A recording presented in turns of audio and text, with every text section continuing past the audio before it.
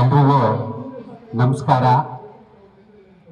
ಈ ದಿನ ಕರ್ನಾಟಕ ದಲಿತ ಹಿಂದುಳಿದ ಅಲ್ಪಸಂಖ್ಯಾತರ ಸಮಿತಿ ರಿಜಿಸ್ಟರ್ ಮಂಗಳಮುಖಿಯರ ಬೇಡಿಕೆ ಈಡೇರುವಂತೆ ಸರ್ಕಾರಕ್ಕೆ ಮನವಿಯನ್ನು ಸಲ್ಲಿಸ್ತಕ್ಕಂಥ ಕಾರ್ಯಕ್ರಮವನ್ನು ನನ್ನ ಸಹೋದರರಾದಂಥ ವೈ ಸಂಪಂಗಿಯವರು ಅವರ ತಾಯಿ ಸಮೇತ ತಂಗಿ ಸಮೇತ ಇಲ್ಲಿ ಬಂದು ಒಂದು ಧರಣಿಯನ್ನು ಕೂತಿದ್ದಾರೆ. ಇದು ಕರ್ನಾಟಕದಲ್ಲೇ ಮೊಟ್ಟ ಮೊದಲ ಬಾರಿಗೆ ತೃತೀಯ ಲಿಂಗಿ ಸಮುದಾಯಕ್ಕೆ ಸಪೋರ್ಟಿ ಆಗಿ ನಿಂತಿರೋರು ಈ ಒಂದು ದಲಿತ ಸಮಸ್ಯೆಯವರು ಅಂತ ಹೇಳೋದಕ್ಕೆ ಖುಷಿಯಾಗುತ್ತೆ. ಆಮೇಲೆ ಈ ಒಂದು ಹೋರಾಟ ಇತಿಹಾಸದಲ್ಲಿ ಉಳಿತಕ್ಕಂಥ ಹೋರಾಟ. ಯಾಕೆಂದ್ರೆ ಸಂಪಂಗಿಯವರ ನೇತೃತ್ವದಲ್ಲಿ ತೃತೀಯ ಲಿಂಗಿಗಳಿಗೋಸ್ಕರ ಮುಂಚೂಣಿಯಲ್ಲಿ ನಿಂತುಕೊಂಡು ಒಂದು ಹೋರಾಟವನ್ನ ಮಾಡಿದ್ದಾರೆ ಅಂತ ಅದೊಂದು ದಾಖಲೆ ಆಗುತ್ತೆ. ಮುಂದೆ ಯಾರಾದ್ರೂ ಮಾಡ್ಲಿ, ಮೊದಲು ಸಂಪಂಗಿಯವರು ಮಾಡಿದ್ರು ಅನ್ನೋದು ಒಂದು ಹೆಸರು ಉಳಿದೋಗುತ್ತೆ. ಅಂತ ಒಂದು ಕಾರ್ಯಕ್ರಮವನ್ನ ನನ್ನ ಸಮುದಾಯಕ್ಕೆ ಒಂದು ಅಣ್ಣನಾಗಿ, ಒಂದು ತಂದೆಯಾಗಿ, ಒಬ್ಬ ಮಗನಾಗಿ ನಮಗೆ ಬೆಂಬಲ ಕೊಡ್ತಾ ಇದ್ದಾರಲ್ಲ, ಅದು ತುಂಬಾ ಸಂತೋಷ. ಆ ಒಂದು ಸಮಿತಿಯ ರಾಜ್ಯಾಧ್ಯಕ್ಷರಿಗೆ, ಜಿಲ್ಲಾ ಅಧ್ಯಕ್ಷರುಗಳಿಗೆ, ತಾಲೂಕು ಅಧ್ಯಕ್ಷರುಗಳಿಗೆ, ಗ್ರಾಮಾಂತರದಿಂದ ಬಂದಂತ, ಬೆಂಗಳೂರಿಂದ ಹಲವಾರು ಕಡೆಯಿಂದ ಬಂದಿರ್ತಕ್ಕಂಥ, ಎಲ್ಲಿಂದಲೋ ಗುಲ್ಬರ್ಗದಿಂದ ಬಂದಿದ್ದಾರೆ, ಧಾರವಾಡ ಬಂದಿದ್ದಾರೆ, ಆ ಗಂಗಾವತಿಯಿಂದ, ಬಳ್ಳಾರಿಯಿಂದ, ಆ ದಾವಣಗೆರೆಯಿಂದ, ಎಲ್ಲೆಲ್ಲಿಂದಲೋ ಬಂದು ನಮಗೆ ಸಪೋರ್ಟ್ ಆಗಿ ನಿಂತಿದ್ದಾರೆ. ಅವರೆಲ್ಲರಿಗೂ ಜೋರಾದ ಚಪ್ಪಾಳೆಯನ್ನ ಕೊಡ್ಲಿ ಅಂತ ಹೇಳೋದಕ್ಕೆ ನನಗೆ ತುಂಬಾ ಖುಷಿ ಆಗ್ತಾ ಇದೆ. ಇವತ್ತು ಸರ್ಕಾರ ಎಷ್ಟೆಲ್ಲ ಸವಲತ್ತು ಕೊಟ್ಟಿದೆ, ಯಾರಿಗೆ ಕೊಟ್ಟಿದೆ, ಯಾವ ರೀತಿ ಮುಟ್ಟಿದೆ ಅದು ಅನ್ನೋದು ಬಹಳ ಮುಖ್ಯವಾದದ್ದು. ಇವತ್ತು ಮಂಜಮ್ಮ ಜೋಗತಿಗೆ ಭಾರತ ದೇಶದಲ್ಲಿ ಮೊಟ್ಟ ಮೊದಲ ಬಾರಿಗೆ ಒಂದು ಅಧ್ಯಕ್ಷರನ್ನ ಮಾಡಿದ್ರು. ಭಾರತದ ತೃತೀಯ ಲಿಂಗಿಗಳಲ್ಲಿ ಮೊಟ್ಟ ಮೊದಲಿಗೆ ಒಂದು ಅಕಾಡೆಮಿಗೆ ಅಧ್ಯಕ್ಷರನ್ನ ಮಾಡಿದ್ರು. ಅದು ಮೊಟ್ಟ ಮೊದಲೇ ಬಾರಿಗೆ ಒಂದು ಪದ್ಮಶ್ರೀ ಪ್ರಶಸ್ತಿಯನ್ನ ಕೊಟ್ಟರು. ಅದು ನನ್ನ ಎರಡನೆಯವಳು, ಭಾರತ ದೇಶದಲ್ಲಿ ನಾನು ಎರಡನೆಯವಳು ಪದ್ಮಶ್ರೀಯನ್ನ ತಗೊಂಡಿದ್ದು. ಇಷ್ಟು ಕೊಟ್ರೆ ಆಯ್ತಾ ಸರ್ಕಾರಗಳು? ಯಾವುದೇ ಸರ್ಕಾರ ಆಗಿರ್ಲಿ, ಅವ್ರಿಗೊಂದು ಮನೆ ಇದೆಯಾ, ಅವ್ರಿಗೊಂದು ವಸತಿ ಇದೆಯಾ, ಅವ್ರಿಗೊಂದು ಹೊಲ ಇದೆಯಾ, ಮನೆ ಇದೆಯಾ, ಅವ್ರಿಗೆ ಯಾವ ರೀತಿ ಜೀವನ ಮಾಡ್ತಾ ಇದ್ದಾರೆ, ಅವ್ರಿಗೆ ಮನೆಯಲ್ಲಿ ಯಾರಿದ್ದಾರೆ, ಅವ್ರ ಸಪೋರ್ಟಿವ್ ಆಗಿ ಯಾರಿದ್ದಾರೆ, ಅವ್ರಿಗೆ ಇನ್ಕಮಿಂಗ್ ಏನಿದೆ, ಏನ್ ಆದಾಯ ಇದೆ ಅಂತ ನೋಡ್ಬೇಕಲ್ಲ. ನೋಡಲ್ಲ, ಯಾವ ಸರ್ಕಾರನು ನೋಡಲ್ಲ. ಹಾಗಾಗಿ ಸರ್ಕಾರಗಳು ತೃತೀಯ ಲಿಂಗಿಗಳ ಕಡೆ ಗಮನ ಹರಿಸಬೇಕು. ಸುಮ್ಮನೆ 1% ಮೀಸಲಾತಿ ಕೊಟ್ಟು ಕುತ್ಕೊಂಡ್ರೆ ಅಲ್ಲ, ಅದು ಎಷ್ಟು ಜನಕ್ಕೆ ಮುಟ್ಟಿದೆ ಅನ್ನೋದು ಅದು ಬಹಳ ವ್ಯತ್ಯಾಸ. ಅದನ್ನು ಕಂಡುಕೊಳ್ಬೇಕು. ಎಲ್ಲರೂ ಇಕ್ವಾಲಿಟಿ ಇಕ್ವಾಲಿಟಿ ಅಂತಾರೆ. ಇಕ್ವಿಟಿ ಯಾರು ಕೊಟ್ಟಿದ್ದಾರೆ? ಇಕ್ವಾಲಿಟಿ ಇದೆ, ಇಕ್ವಿಟಿ ಯಾರು ಕೊಟ್ಟಿದ್ದಾರೆ? ಒಬ್ಬ ಅಂಗವಿಕಲನಿಗೆ ಹೋಗಿ ಒಂದು ಗಾಡಿ ಕೊಡ್ತೀನಿ, ಆ ಗಾಡಿ ಮೇಲೆ ಕುತ್ಕೊಂಡು ಹೋಗಿ ಆ ಮಾವಿನ ಹಣ್ಣು ಹರ್ಕೊಂಬ ಅಂತ ಹೇಳ್ತಾನೆ. ಅಂಗವಿಕಲ ಹೋಗಿ ಆ ಮರದಲ್ಲಿರೋ ಮಾವಿನ ಹಣ್ಣು ಹರ್ಕೊಳಕ್ ಆಗುತ್ತಾ? ಅವ್ರಿಗೆ ಬರೀ ಗಾಡಿ ಕೊಟ್ಟರೆ ಸಾಕ? ಅಲ್ಲಿ ವ್ಯವಸ್ಥೆ ಮಾಡ್ಬೇಕಲ್ಲ. ಅಲ್ಲಿ ವ್ಯವಸ್ಥೆ ಮಾಡಿ ಅವರಿಗೆ ಕೈಗೆ ಎಟುಕುವಂತೆ ವ್ಯವಸ್ಥೆಯನ್ನ ಮಾಡಿದ್ರೆ ನಮ್ಮ ಸರ್ಕಾರಗಳು ಹೆಸರನ್ನ ಮಾಡೋದಕ್ಕೆ ಸಾಧ್ಯ. ಅಲ್ಲಿ ಇಕ್ವಿಟಿನೇ ಇಲ್ಲ ಅಂದ್ರೆ ಬರೀ ಇಕ್ವಾಲಿಟಿ ತೋರಿಸಿದ್ರೆ ಸಮಾಧಾನ ಆಗೋಂಗಿಲ್ಲ. ಇಕ್ವಾಲಿಟಿ ಜೊತೆಗೆ ಇಕ್ವಿಟಿನೇ ಇರಬೇಕು. ಒಬ್ಬ ಅಂಗವಿಕಲ ಹೋಗಿ ಅಲ್ಲಿ ಮರ ಹತ್ತಬೇಕಂದ್ರೆ ಅವನಿಗೆ ಇನ್ನೊಬ್ರು ಸಹಾಯ ಬೇಕು, ಅಥವಾ ಅಲ್ಲಿ ಇನ್ನೊಂದು ಏನಾದ್ರು ವ್ಯವಸ್ಥೆ ಮಾಡಿ ಆ ಹಣ್ಣನ್ನ ಕಿತ್ಕೊಳ್ತಕ್ಕಂಥ ವ್ಯವಸ್ಥೆಯನ್ನ ಸರ್ಕಾರ ಮಾಡ್ಬೇಕು. ಇವತ್ತು 1% ಮೀಸಲಾತಿ ಕೊಟ್ಟಿದೆ. ನಮ್ಮ ಕರ್ನಾಟಕದಲ್ಲಿ ಬರೀ 4 ಜನ ಟೀಚರ್ ಆಗಿದ್ದಾರೆ. ನಮ್ಮ ಕರ್ನಾಟಕದಲ್ಲಿ ಬರೀ 4 ಜನ ಪೊಲೀಸರಾಗಿದ್ದಾರೆ. ಗುಲ್ಬರ್ಗದಲ್ಲಿ ಒಬ್ರು PDO ಆಗಿದ್ದಾರೆ. ಬಳ್ಳಾರಿಯ ಶ್ರೀಕೃಷ್ಣ ವಿಶ್ವವಿದ್ಯಾಲಯದಲ್ಲಿ MA ಮಾಡಿ ಅಲ್ಲೇ ಗೆಸ್ಟ್ ಲೆಕ್ಚರ್ ಆಗಿ ಒಬ್ರು ಕೆಲಸ ಮಾಡ್ತಾ ಇದ್ದಾರೆ. ಕೊಪ್ಪಳದ ವಿಶ್ವವಿದ್ಯಾಲಯದಲ್ಲಿ PhD ಮಾಡ್ತಾ ಇದ್ದಾರೆ. ಇಲ್ಲಿ ಸಹ ಬೆಂಗಳೂರಲ್ಲಿ ಸಾಕಷ್ಟು ಜನ ಆ ವೃತ್ತಿಯನ್ನ ಮಾಡ್ತಾ ಇದ್ದಾರೆ.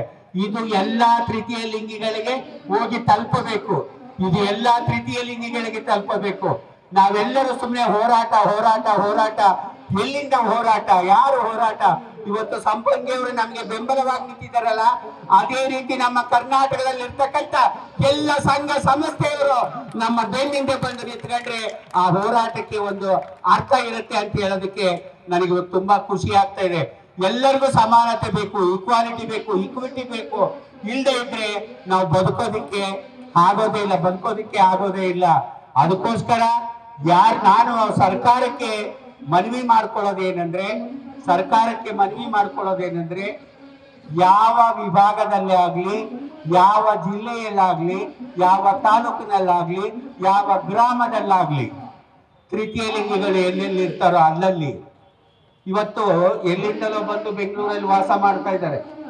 ಉದಾಹರಣೆಗೆ ನಾನೇ ಹೋಗ್ತೀನಿ ಒಂದು ವೋಟ್ ಐಡಿ ಮಾಡೋದಕ್ಕೆ ಅಥವಾ ಆಧಾರ್ ಕಾರ್ಡ್ ಮಾಡೋದಕ್ಕೆ, ನಾನೇ ಒಂದು ಆಫೀಸಿಗೆ ಹೋಗ್ತೀನಿ. ಹೋದಾಗ ಅವ್ರೇನ್ ಹೇಳ್ತಾರೆ, ನೀನು ಎಷ್ಟು ಓದಿದೀಯಮ್ಮ ಅಂತ ಕೇಳ್ತಾರೆ. ನಾನು SSLC ಫೇಲ್ ಆಗಿದ್ದೀನಿ. ಹಾಗಾದ್ರೆ ಅದು TC ತಗೊಂಬಂದು ಕೊಡಮ್ಮ ಅಂತಾರೆ. ನಾನು TC ತಂದು ಕೊಟ್ಬಿಟ್ರೆ ನನಗೆ ಆಧಾರ್ ಕಾರ್ಡ್ ಆಗುತ್ತೆ, ID ಕಾರ್ಡ್ ಆಗುತ್ತೆ, ಎಲ್ಲಾ ಸಿಕ್ಬಿಡುತ್ತೆ ಅಂತ ಖುಷಿಯಿಂದ ನಾನೇನ್ ಮಾಡ್ತೀನಿ, ನಾನು ಓದಿ ಶಾಲೆಗೆ ಹೋಗ್ತೀನಿ. ಸರ್ ನನಗೆ TC ಕೊಡ್ಬೇಕ್ರಿ ಸರ್ ನನಗೆ ಅಂತ. ಆಯ್ತು ಬಾರಪ್ಪ ಕೊಡ್ತೀನಿ ಅಂತ ಹೇಳ್ತಾರೆ. ಅವರು ಮಂಜುನಾಥ್ ಶೆಟ್ಟಿ ಅಂತ ಕೊಟ್ಬಿಡ್ತಾರೆ, TCನ ಮಂಜುನಾಥ್ ಶೆಟ್ಟಿ ಅಂತ ಕೊಟ್ಬಿಡ್ತಾರೆ. ನಾನು ಅದನ್ನ ತಂದು ಇಲ್ಲಿ ಅಧಿಕಾರಿಗಳಿಗೆ ಕೊಡ್ತೀನಿ.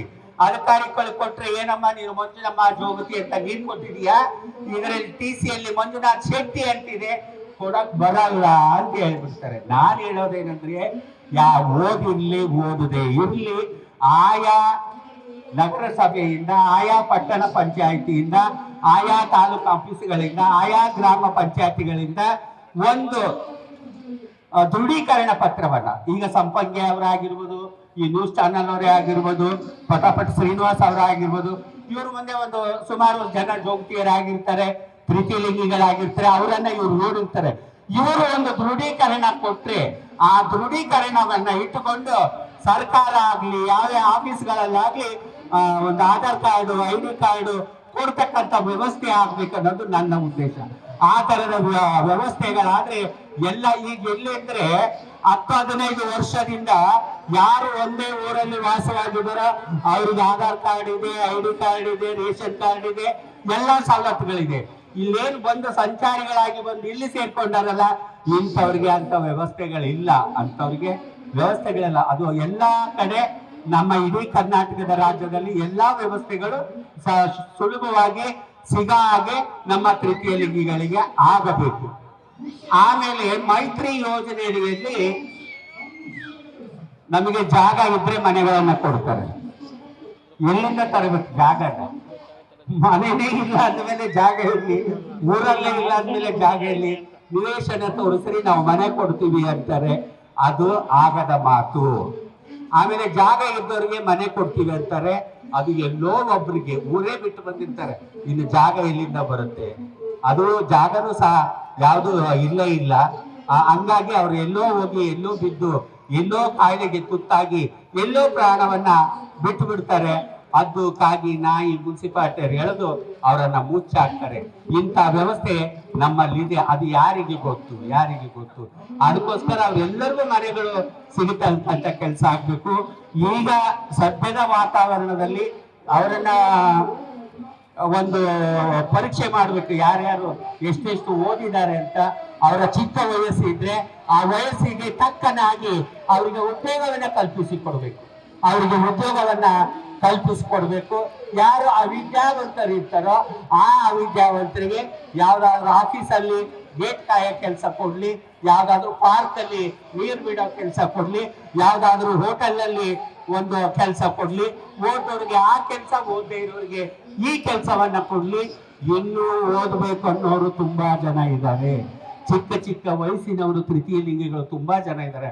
ಅಂತವರಿಗೆ ವಿದ್ಯಾಭ್ಯಾಸ ಬೇಕು, ಅಂತವರಿಗೆ ವಿದ್ಯಾಭ್ಯಾಸ ಸಿಗಲೇಬೇಕು ಅನ್ನೋ ಒತ್ತಾಯದಿಂದ ನಾನೇನ್ ಹೇಳ್ತೇನೆ ಅಂದ್ರೆ, 4 ವಿಭಾಗ ಮಟ್ಟಗಳಲ್ಲಿ ಶಾಲಾ ಕಾಲೇಜುಗಳನ್ನ ತೆಗಿಬೇಕು.